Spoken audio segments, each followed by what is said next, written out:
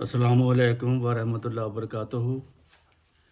آج میں آپ کو ایسی چند چیزیں بتاؤں گا جو آپ کی آخرت کے ساتھ تعلق رکھتی ہیں اور اس دنیا کے ساتھ بھی تعلق رکھتی ہیں اور جنت کے ساتھ بھی تعلق رکھتی ہیں۔ وہ یہ ہیں، حضرت انس بن مالک بیان کرتے ہیں کہ آن حضرت صلی اللہ علیہ وآلہ وسلم نے فرمایا، جس شخص کی خواہش ہو کہ اس کی عمر لمبی ہو اور رزق میں فراخی ہو تو اس کو چاہیے کہ اپنے والدین سے حسن سلوک کرے اور اپنے عزیز و اقارب کے ساتھ بنا کے رکھے، صلہ رحمی کی عادت ڈالے۔ اسی طرح حضرت انس بیان کرتے ہیں کہ میں نے رسول کریم صلی اللہ علیہ وسلم سے یہ کہتے ہوئے سنا کہ جو شخص رزق میں فراخی چاہتا ہے یا خواہش رکھتا ہے کہ اس کی عمر لمبی ہو، اس کی عمر اور ذکر خیر زیادہ ہو، اور اسے صلہ رحمی کا خلق اختیار کرنا چاہیے، یعنی اپنے رشتہ داروں کے ساتھ بنا کے رکھنی چاہیے۔ اسی طرح پھر حضرت ابو ہریرہ بیان کرتے ہیں کہ ایک شخص نے حضرت صلی اللہ علیہ وآلہ وسلم کی خدمت میں عرض کیا کہ اے اللہ کے رسول، میرے ایسے رشتہ دار ہیں کہ اگر میں ان سے صلہ رحمی کروں، بنا کر رکھوں تو وہ مجھ سے قطع تعلق کرتے ہیں، اگر حسن سلوک کروں تو بد سلوکی کرتے ہیں، اگر میں ان کے حق میں بردباری سے کام لوں تو وہ میرے خلاف جہالت سے اشتعال انگیزی کا رویہ اختیار کرتے ہیں۔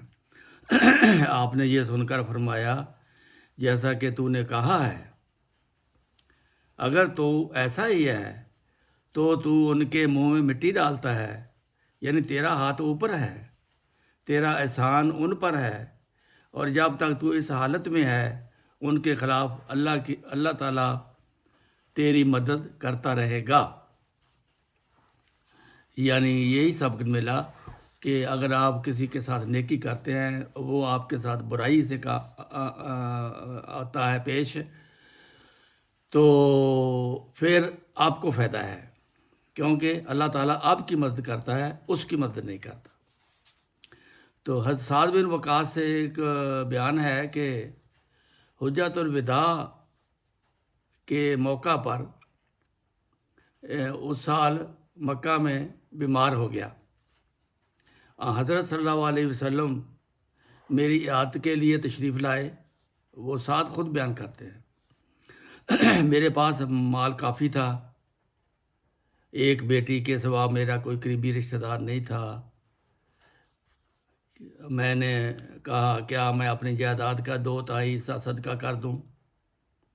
حضور نے فرمایا نہیں۔ اس پر اس نے درخواست کی کہ آدھا حصہ صدقہ کر دوں؟ آپ نے فرمایا نہیں۔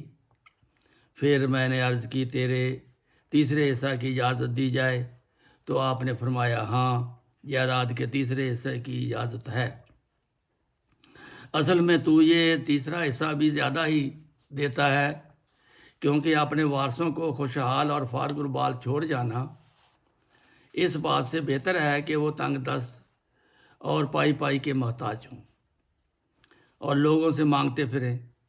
تم جو بھی اللہ کی رضا کی خاطر خرچ کرو گے وہ اپنے رشتہ داروں، وارثوں پر ہو یا دوسرے غرباء اور مساکین پر ہو، اللہ تعالیٰ اس کا ثواب تمہیں ضرور دے گا، یہاں تک کہ اگر تو اللہ تعالیٰ کی خوشنودی کی غرض سے اپنی بیوی کے منہ میں لقمہ ڈالے، اس کا بھی تمہیں ثواب ملے گا۔ اس قسم کی گفتگو کے بعد میں نے حسرت کے رنگ میں پوچھا کہ شاید میری یہ بیماری جان لیوا ثابت ہو، میں یہیں مکہ میں دفن ہو جاؤں اور اپنے دوسرے ساتھیوں کے ساتھ واپس مدینہ نہ جا سکوں، اور اس طرح میری ہجرت نامکمل رہ جائے، اس کا پورا ثواب حاصل نہ کر سکوں گا۔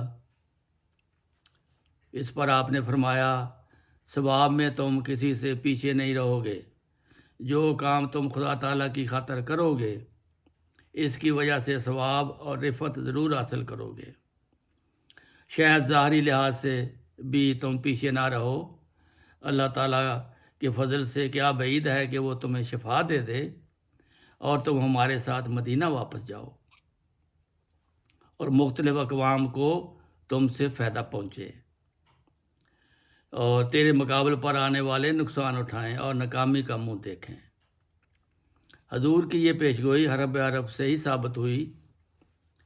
اللہ تعالیٰ نے ان کو شفا دی، پھر قادسیہ کے ہیرو بننے اور ایران کو فتح کرنے کی اللہ نے ان کو توفیق بخشی۔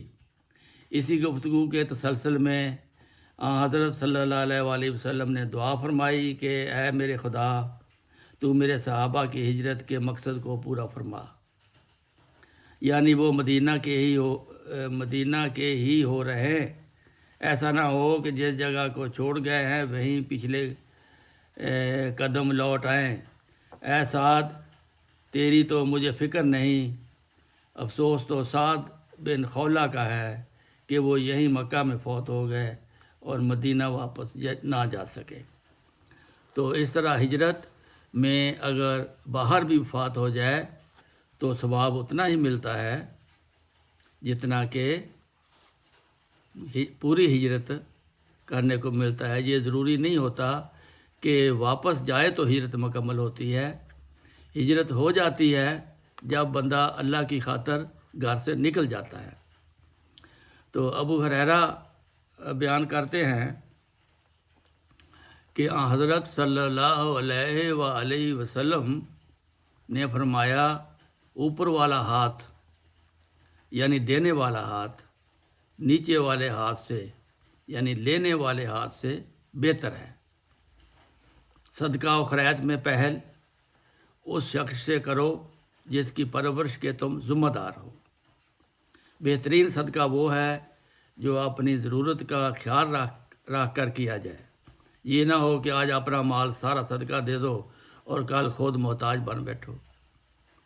اور جو سوال سے بچنے کی کوشش کرے گا اللہ تعالیٰ اسے اس کی توفیق عطا کرے گا، اور جو غنا کا اظہار کرے گا اللہ تعالیٰ اسے غنی بنا دے گا۔